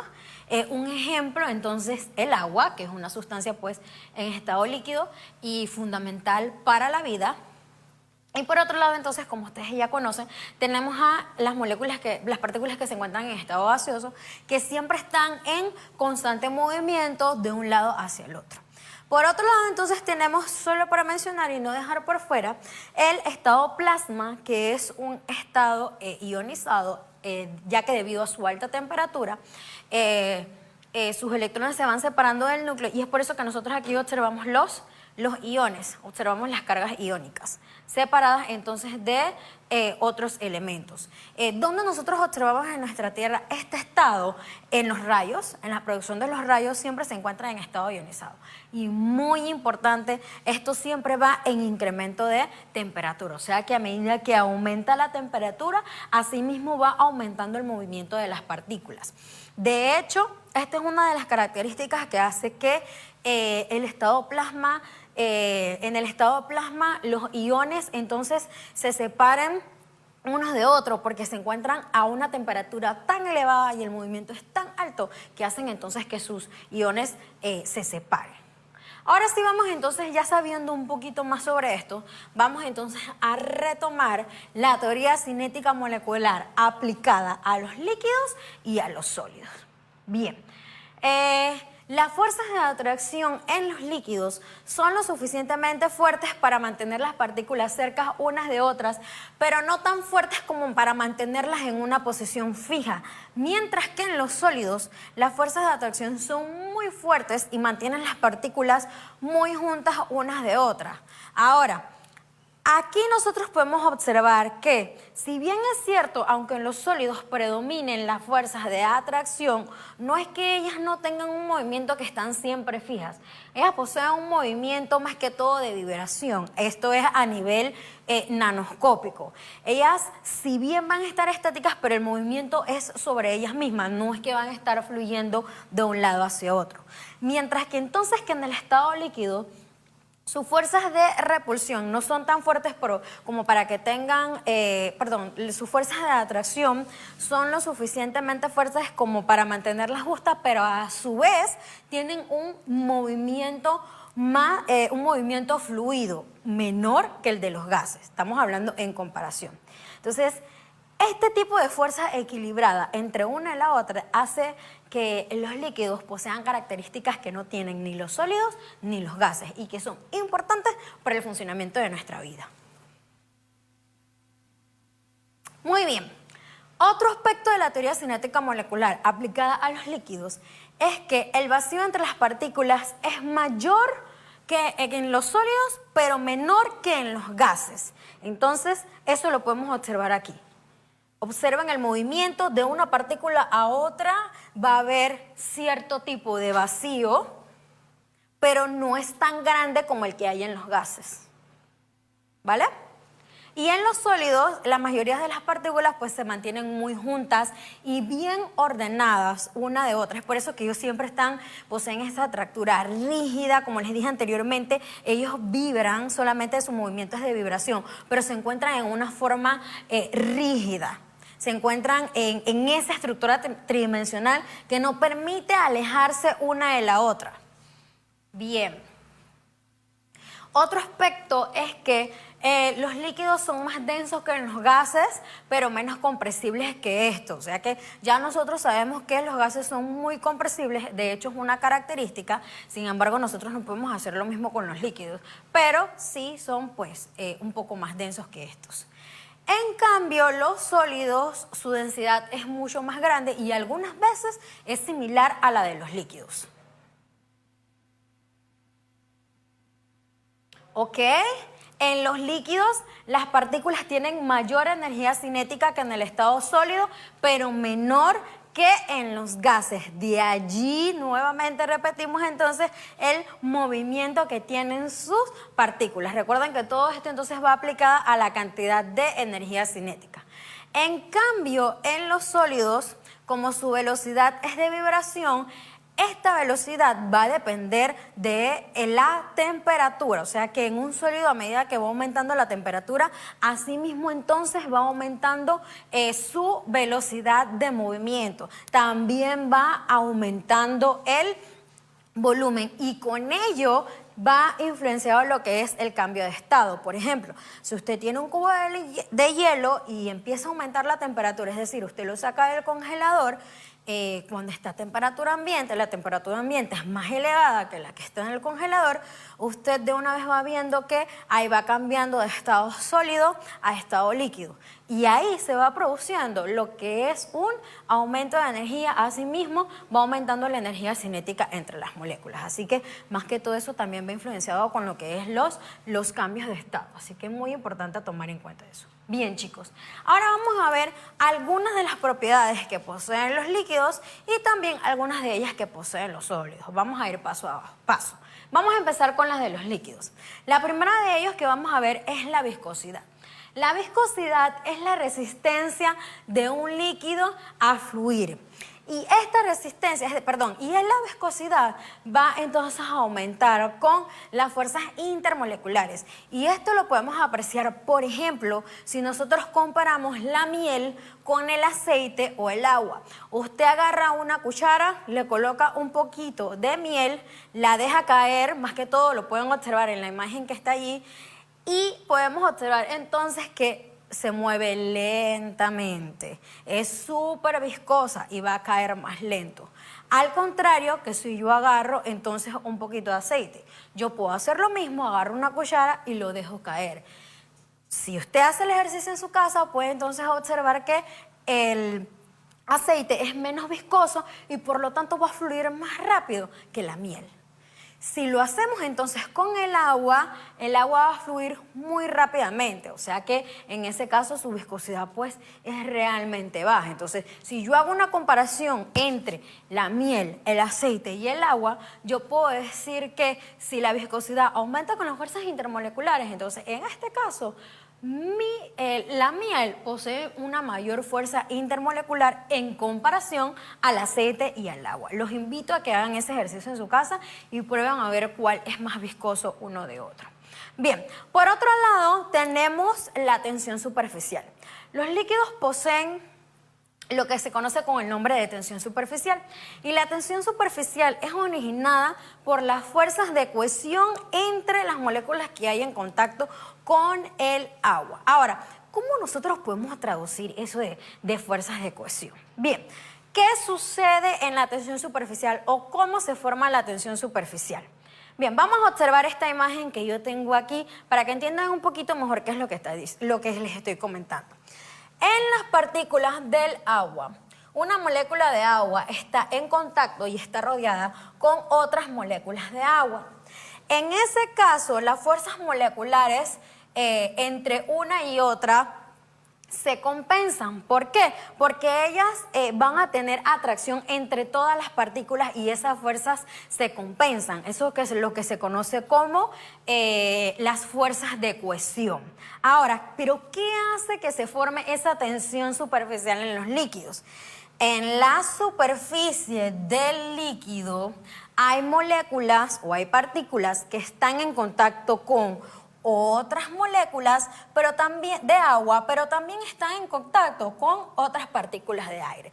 Entonces, ¿qué va a pasar? La fuerza de atracción que hay entre esa molécula con las otras moléculas de aire, si ven, la dirección es hacia abajo. Al presionarse hacia abajo y con las que hay una al lado de la otra, van a crear como una especie de película invisible sobre los líquidos. Esa película invisible que se forma sobre los líquidos es aquella que nos va a permitir, por ejemplo, que los insectos floten sobre el agua. La mayoría de nosotros hemos observado que los insectos pueden posarse sobre el agua y pueden saltar de una a la otra, y es debido a la tensión superficial, porque cuando esas moléculas que están en contacto con el aire no ejercen fuerza hacia el aire, sino que ellas ejercen fuerza una al lado de la otra y hacia abajo, creando entonces esa película invisible. Ahora, ¿pero por qué es importante la tensión superficial? Entre muchas cosas, una de ellas es que permite el ciclo de vida de muchos insectos. Entonces, esa es una de las importancias de la tensión superficial. Aparte de eso, cuando nosotros pues hablamos de tensión superficial, también podemos mencionar en los laboratorios cuando se forma el menisco sobre las probetas. Entonces ahí también tiene que ver mucho con eso, ese menisco que se forma, pues también está relacionado con lo que es la tensión superficial. Y eso es debido entonces a las fuerzas de cohesión que hay entre las partículas, ¿vale? Más adelante vamos a explicar un poquito eso con una pequeña experiencia. Ok. Por otro lado, otra propiedad que poseen los líquidos es la capilaridad. La capilaridad pues depende de la tensión superficial. Y cuando un líquido sube por un tubo capilar es debido a que la fuerza de cohesión es menor que a la de adhesión del líquido y con el material del tubo. En otras palabras, chicos, supongamos que esto que está aquí es un capilar. Puede ser un carrizo, por ejemplo, cuando usted absorbe agua o algún líquido sobre el carrizo. Bien, ¿qué sucede? Por aquí asciende el agua en la parte de abajo. Entonces, recordemos que existen fuerzas de cohesión entre las paredes entre una molécula de líquido y otra. Pero existen fuerzas de adhesión entre las moléculas que están en contacto con el sólido. En este caso sería nuestro capilar. Si tomamos de ejemplo un carrizo, pues un carrizo. Entonces, ¿qué va a pasar y qué va a permitir que exista la capilaridad? Esta fuerza de adhesión es mayor que las fuerzas de cohesión que hay entre las partículas. Entonces, como va a existir una fuerza de adhesión entre las partículas que están aquí en contacto con nuestro sólido, eso va a hacer o va a permitir que el agua ascienda entonces sobre el tubo. Y aquí también nosotros podemos observar lo que es el menisco, que es esta pancita que se forma aquí. Como les mencionaba anteriormente, tiene que ver con la tensión superficial, pero también influye entonces en lo que es la capilaridad. Cuando usted, por pura curiosidad, agarra un carrizo en un vaso de agua y introduce el carrizo y le tapa la parte de arriba, llega un punto en donde el agua no sube más. Justo en ese momento donde el agua no sube más, ahí entonces hay un equilibrio entre esta fuerza y la otra. Sin embargo, mientras ustedes no observen eso, entonces pues el agua va a seguir ascendiendo. Y esta propiedad la poseen los líquidos. ¿Dónde usted puede observar eso? Esto permite entonces que las plantas tomen agua a través de las raíces. Aparte que nosotros pues podemos absorber a través pues de un carrizo. Bien, chicos, la otra parte de las propiedades de los líquidos es la presión de vapor. La presión de vapor no depende más que de la vaporización o de la evaporación. Sobre todo se dan sustancias volátiles en donde su presión de vapor es más elevada y mientras más intensas sean las fuerzas intermoleculares, poseen menos facilidad para pasar en fase gaseosa. Bien, eso lo podemos ver en esta gráfica que está aquí. Acá arriba vamos a medir la presión de vapor que le estamos midiendo en milímetros de mercurio y en la parte de abajo entonces la vamos a medir en temperatura. ¿Eso qué significa? Por ejemplo, nosotros podemos decir que el agua, a medida pues que aumenta la temperatura, asimismo aumenta la presión de vapor. Pero si yo tuviera que medirlo a temperatura ambiente, vamos a suponer que sería por aquí como unos 27 grados más o menos, yo puedo decir entonces que que el éter de etílico es más volátil, por lo tanto su presión de vapor es mayor a temperatura ambiente en comparación a los otros. Entonces la presión de vapor va a depender mucho de la temperatura. Muy bien, la siguiente propiedad de los líquidos y la última de los líquidos que vamos a ver el día de hoy es el punto de ebullición. Y el punto de ebullición es la temperatura a la cual la presión de vapor de un líquido es igual a la presión ejercida sobre un líquido. O sea que el punto de ebullición también va a depender de la presión atmosférica, porque por ejemplo, nosotros siempre decimos que la temperatura de ebullición del agua es 100 grados Celsius, teórica, pero eso es a nuestra presión atmosférica. Pero esa temperatura de ebullición del agua no es igual en México o en el monte Everest, donde ellas ya no nos encontramos a nivel del mar. Entonces, este punto de ebullición siempre va a depender de la presión atmosférica. Ok, ahora vamos entonces a hablar un poquito de los sólidos para que ustedes más o menos tengan una idea. Existen dos tipos de sólidos. Entre ellos podemos mencionar los sólidos amorfos y los sólidos cristalinos y ellos van a variar de acuerdo a su fórmula. A su organización tridimensional. Recordemos que hace un rato les dije que los sólidos se ordenaban tridimensionalmente, pero ellos se pueden ordenar de dos formas. Una puede ser cristalino, donde tienen una estructura rígida, ordenada, y la otra es donde pueden ser amorfos, y si observan, su estructura no es ordenada. O sea, que ellos van a tener, va a ser como en desorden, pues como su nombre lo indica. Ejemplos de sólidos amorfos tenemos el vidrio, muy utilizado por nosotros en el día a día, y las llantas de automóviles, los neumáticos, más que todo es el caucho.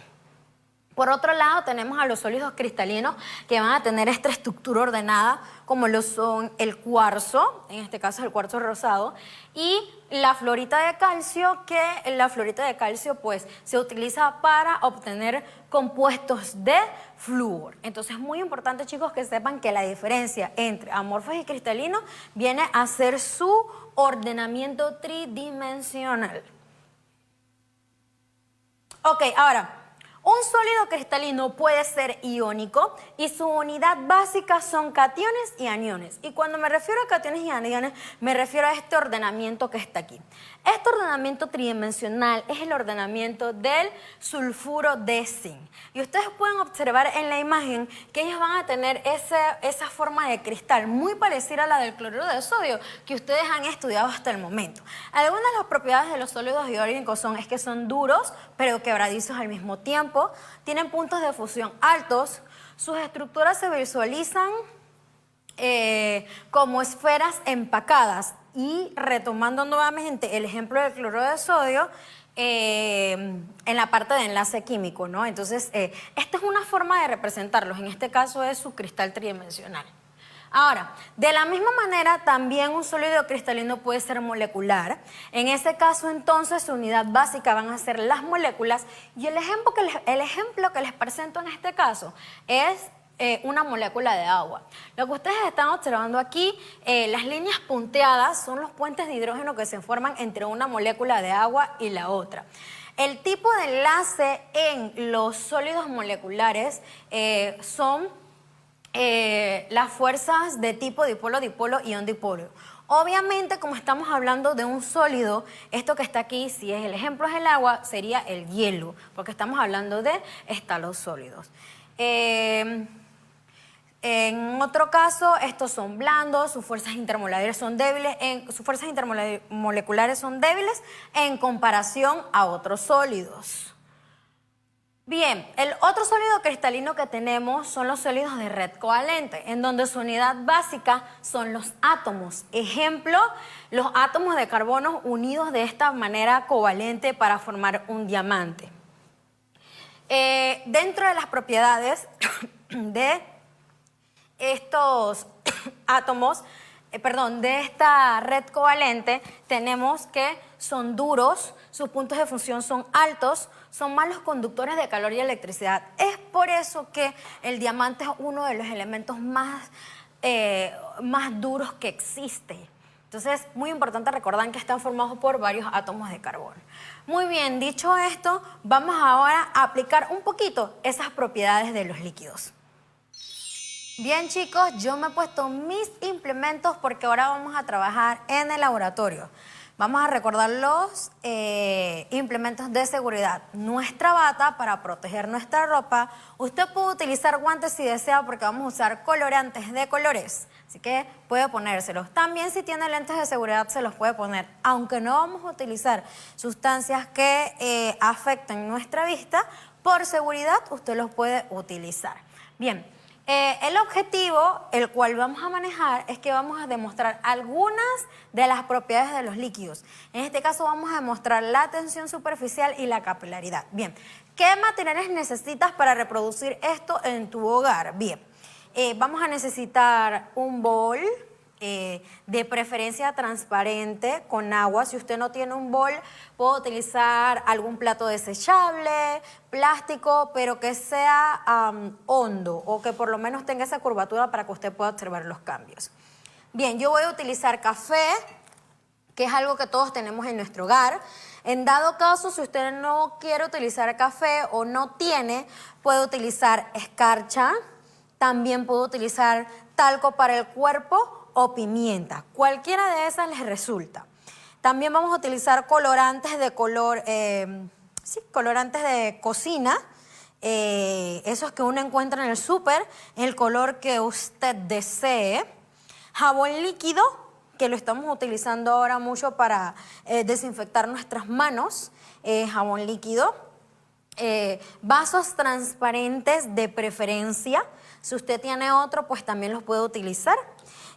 Tijeras y flores blancas. En este caso yo las compré en el súper, pero usted puede utilizar alguna flor blanca que usted tenga en su casa. El efecto es el mismo y le va a funcionar. Bien, entonces lo primero que vamos a tratar el día de hoy es la tensión superficial. Para eso vamos entonces a utilizar un plato desechable. Yo tengo un bol hondo.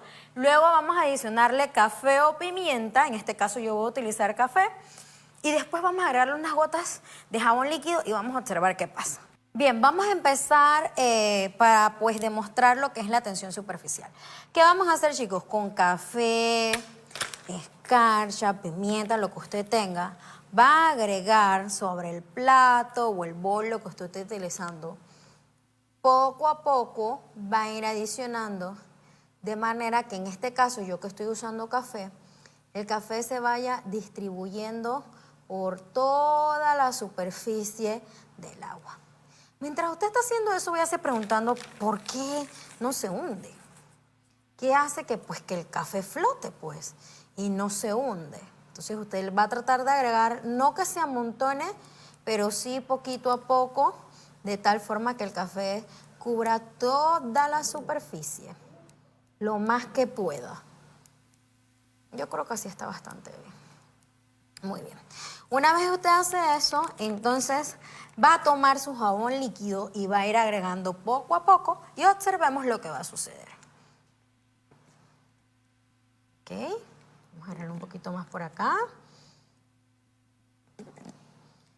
No sé si están observando allí como que se va separando nuestras... se está separando, se está agrietando allí, está haciendo un espacio como el jabón pasa a través, de la superficie. Bien, ¿a qué se debe todo esto? ¿A qué será que por qué el café sale huyendo? ¿Por qué será que se repele? ¿Qué se les puede ocurrir? Ok, profesora, el jabón limpia la suciedad, de repente tiene una parte hidrofílica, tiene una parte hidrofóbica, hace que se separe.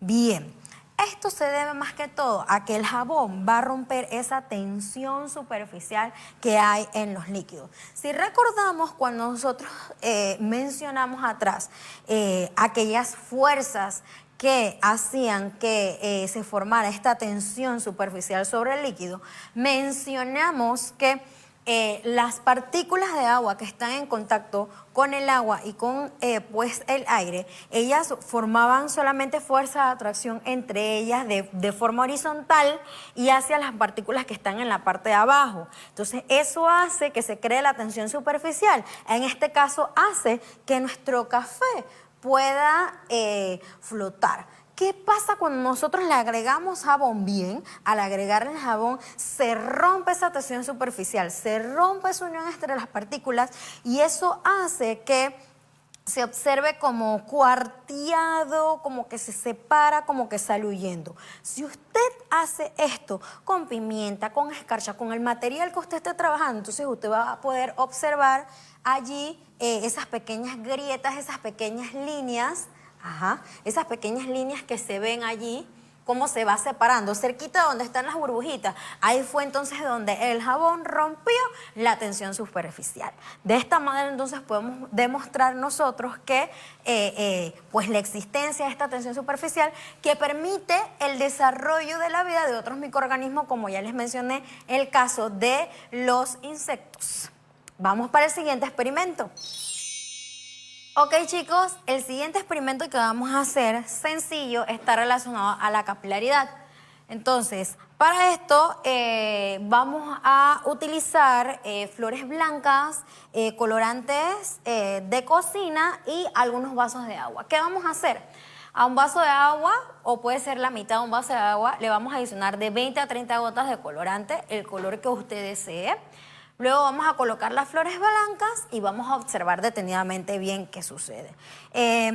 Usted puede utilizar guantes, como le mencionaba hace un rato, si desea, pues para evitar que se manche. Entonces, ya yo tengo estos vasitos aquí preparados con agua. Tengo mis flores y escogí 3 colorantes de mi elección. Entonces, vamos entonces a destaparlo. Cuidado que manchan bastante. Y vamos a agregar alrededor de 20 gotas. 2, 7, 8. Si usted desea, puede agregar más, dependiendo qué tan rápido usted quiere observar los resultados. Por eso no hay ningún problema, no le va a afectar el experimento. Solamente tiene que ver pues con la rapidez del mismo. Bien. En este caso tenemos rojo. Voy a tomar este que está acá. Es amarillo. Lo mismo, igual, usted simplemente agrega las 20 gotas. Miren que estos son líquidos. Y ahora les tengo también otro tipo de consistencia, pues que también funciona muy bien y les va a servir. Vuelvo y repito, usted puede tomar el color deseado sin ningún tipo de problema. Simplemente entonces lo adiciona allí para ver qué tan rápido usted quiere que le funcione. Y por acá tengo uno que es en gel. Aquí voy a ayudarme con un palito de estos de madera, puede ser estos de chorizo. Entonces aquí quizás no podemos medir las gotas como tales, porque es una consistencia es más espeso, es más viscoso y de hecho pintan más los que son en gel. Entonces lo que voy a hacer con mi agitador, aquí improvisado, pero que funciona muy bien, es que entonces vamos a darle color para que se vaya disolviendo poco a poco nuestro colorante. Observen que el color es más intenso también y asimismo usted le puede adicionar más colorante sin ningún problema, solo que la diferencia es que va a obtener resultados más rápido. Bien, entonces usted puede tomar flores blancas de su jardín y entonces lo que va a hacer es que le va a hacer un corte transversal con la tijera y va a ir colocando entonces las flores poco a poco en sus diferentes colorantes. Muy bien. Usted puede quitarle los pétalos dañados, aquellos que se han marchitado, pero es súper importante que le haga un corte transversal para que de esa manera pues haya una mayor absorción. Esta me quedó pequeña, pero no importa. Recuerden que lo que aquí vamos a demostrar entonces es la capilaridad. Eso es lo que nosotros vamos a ver aquí, pues realmente la capilaridad. Muy bien. Entonces, una vez usted hace esto, vaya tomándole el tiempo, vaya observando, des una vuelta, espere 1 hora, espere 2 horas, espere 1 día, espere 3 días, espere lo necesario hasta que vaya viendo los cambios. Al pasar, si usted lo hizo suficientemente concentrado, al pasar de 1 hora, usted va a tener resultados. Y yo se los voy a demostrar a continuación. Ok, una vez tenemos nuestras flores, aquí como lo pueden observar, ya con los tintes coloreados, entonces nosotros vamos a haber pasado el tiempo. Recuerden que les dije que hace como a más o menos 1 hora, dependiendo la concentración de su colorante. ¿Qué resultados obtenemos? Esto que está aquí. Estas bellas y hermosas flores son las que nosotros obtenemos aquí y les voy a explicar qué es lo que sucede. Ok, estas flores que ustedes pueden observar aquí azules son las del colorante azul. Estas flores tienen un día. Recuerden que hablamos sobre la capilaridad y dijimos que las plantas podían absorber agua sobre sus raíces. ¿Se acuerdan que cortamos el tallo transversal? Bien, en este caso, estas flores absorbieron pues nuestra agua tinturada y fueron pintando sus hojas de manera que tomaran un matiz de este color. Estas que están aquí tienen un día. Por acá tengo una matizada roja con azul, en algunas partes se ve lila. Eso usted también lo puede hacer. Por otro lado, tengo estas verdes que están aquí. Estas verdes tienen 2 días y como les decía, la coloración va a depender de la concentración que usted utilice. Por otro lado, yo maticé esta roja que está aquí, que tomó también coloración verde, y esta amarilla que entonces tomó este lindo tono amarillo con verde. También tenemos estas que están acá, estas tienen como día y medio más o menos, en donde tenemos las rojas, que ven que están rosadas, y por otro lado entonces también matizamos algunas de estas. Esta técnica la utilizan mucho en las floristerías para matizar las rosas u otras flores pues que ustedes que vemos en los arreglos bien hermosos. Recordemos que la capilaridad es aquella propiedad entonces que tienen los líquidos de ascender por un tubo delgado. En el caso de nuestras flores, nuestro tubo delgado pues va a ser el tallo de la planta y entonces